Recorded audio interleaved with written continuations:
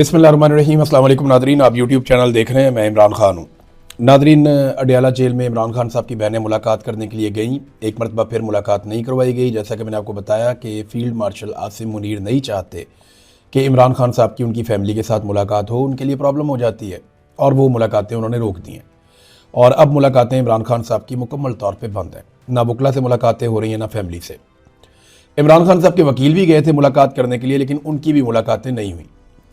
इमरान खान साहब की जो 3 बहनें हैं, उन्होंने उनकी आंख में जो तकलीफ है उसके हवाले से तीनों ने अलग अलग बयानात दिए।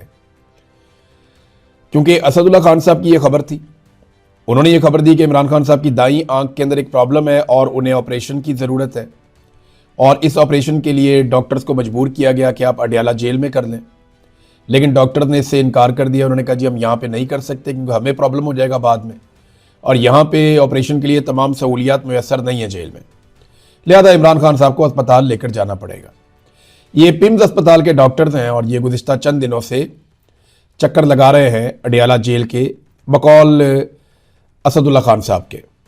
अगर इमरान खान साहब को वाकई कोई प्रॉब्लम हो जाता है ना, या उनके साथ कुछ बुरा होता है, तो इसका खुमियाजा उन लोगों को भुगतना तो पड़ेगा जो लोग उसके लिए जिम्मेदार हैं। और ये बात मैं जिम्मेदारी से आपके सामने रख देता हूँ। अलीमा खानम ने कहा कि क्या कौम को समझ आ गई है कि इमरान खान जेल में क्यों है? वो एक मुहिब्बे वतन लीडर है, उसका अल्लाह पर ईमान मजबूत है, वो 2.5 साल से जेल में है। उसने कौम से वादा किया कि कोई डील करके नहीं निकलेगा, और वो वादा निभा रहा है। पाकिस्तानी कौम के लिए ज़रूरी है कि वो अपने लिए खड़ी हो, क्योंकि इमरान खान उनके लिए जेल में बैठा। बसंत में पंजाब हुकूमत ने हदायत जारी की हैं कि कौन सा गाना सुन सकते हैं, बोल क्या सकते हैं, पतंग पर किसकी तस्वीर लग सकती है और किसकी नहीं लग सकती। इमरान खान की पार्टी के रंग भी नहीं लगेंगे। पाकिस्तान में सब्ज़ और सुर्ख रंग भी लगता है जल्द बैन हो जाएगा। उससे बड़ी गुलामी और क्या होगी? पाकिस्तानियों, आप ये गुलामी क्यों कबूल कर रहे हो? ये अलीमा खानम ने सवाल पूछा। नादरीन, असदुल्ला खान साहब ने अपनी खबर का एक दूसरा हिस्सा भी दिया। वो हिस्सा भी मैं आपको पढ़ के सुनाता हूं। ये बहुत इंपॉर्टेंट है असदुल्ला खान साहब का स्टेटमेंट। उन्होंने कहा जी पूरी तस्दीक तो इसकी नहीं हो सकती, लेकिन उनका जो कहना है मैं एज इट इज आपको पढ़ के सुनाता हूं। उन्होंने कहा मेरा सोर्स ये दावा कर रहा है कि इमरान खान साहब को गुज़िश्ता हफ्ते और एतवार की दरमियानी रात, जो कि 24 और 25 जनवरी की दरमियानी रात थी, रात के दूसरे पहर यानी आधी रात के बाद पिम्स अस्पताल लाया गया। उन्हें आंख की बीमारी CRVO के इलाज के लिए इंजेक्शन दिया गया। लेकिन मैं अभी इस खबर की मुकम्मल तस्दीक नहीं कर सकता, गैर तस्दीक शुदा खबर है, क्योंकि मैं इसे डबल चेक कर रहा हूं। सोर्स का दावा है कि 1-2 लोगों का स्टाफ था और इमरान खान साहब उनके साथ खुश असलूबी से पेश आए और कहा कि मैं माजरत चाहता हूं कि आपको रात गए तकलीफ दी। सोर्स के मुताबिक इमरान खान का मोराल ठीक था, अच्छी हालत में थे। इसको हम डबल चेक करेंगे, असदुल्ला खान ने कहा। देखें, अगर इमरान खान साहब को अस्पताल यूं लाया गया तो ये तो फिर अच्छी बात है। उनकी आंख का जो अगर प्रॉब्लम है तो उन्हें ये ट्रीटमेंट मिलना चाहिए। अब ये बड़ी अजीबोगरीब चीज़ है, लेकिन अब क्योंकि आ गई है मैं आपको रिपोर्ट करता हूं। एक तो हुकूमत ने गाना जो है नकदा कोका, उस पर पाबंदी लगा दी पहले कि ये आप नहीं सुन सकते। हालांकि इस गाने में कोई ऐसे बोल नहीं है, कोई जुबानी बात भी नहीं है, सीधा सीधा गाना है। और इस गाने की वजह से मलकू कहते हैं कि वो बहुत मशहूर हो गया। इस गाने के अंदर एक शेर है जो इमरान खान साहब से रिलेटेड है, कैदी नंबर 804 से रिलेटेड है। अब उस शेर की वजह से ये गाना मिलियंस के अंदर चला गया। मलकू को पूरी दुनिया के अंदर पजीराई मिल गई। किसी आजाद जज के सामने अगर ये मामला जाए तो वो पूछ भी लेगा कि इस गाने में ऐसा क्या है भाई, क्या बुरा जो आप इसको नहीं लगने देना चाहते। ऐसा नहीं है, लेकिन क्योंकि इमरान खान साहब है तो उनसे वो डरते हैं, उन्होंने नकदा कोका पे पाबंदी लगा दी। और अब एक नया नोटिफिकेशन जारी किया गया है, और ये नोटिफिकेशन 16 सीनियर तरीन अफसरान को, पुलिस और चीफ सेक्रेटरी से लेकर तमाम लोगों को भेजा गया है कि बसंत पे किसी की फोटो ना लगे। अब किसी की फोटो का मतलब यह है कि इमरान खान की फोटो ना लगे, कोई पार्टी का झंडा ना लगे, तो ये इसका मतलब यह है कि इमरान खान साहब की पार्टी का झंडा ना लगे। सादी बात है, सभी समझते हैं बात क्या है। डर इसी बात का है ना कि आपको आसमान पे इमरान खान साहब की तस्वीर वाली, उनके नाम वाली, उनके कैदी नंबर वाली, उनकी पार्टी के झंडे वाली पतंगें नजर आएंगी बसंत के दिन। तो इस पर भी उन्होंने पाबंदी लगा दी कि दफा 144 हम लगा देंगे। आप अंदाजा करिए इमरान खान साहब से सिस्टम कितना डरा हुआ है, कितना खाइफ है, कितना परेशान है।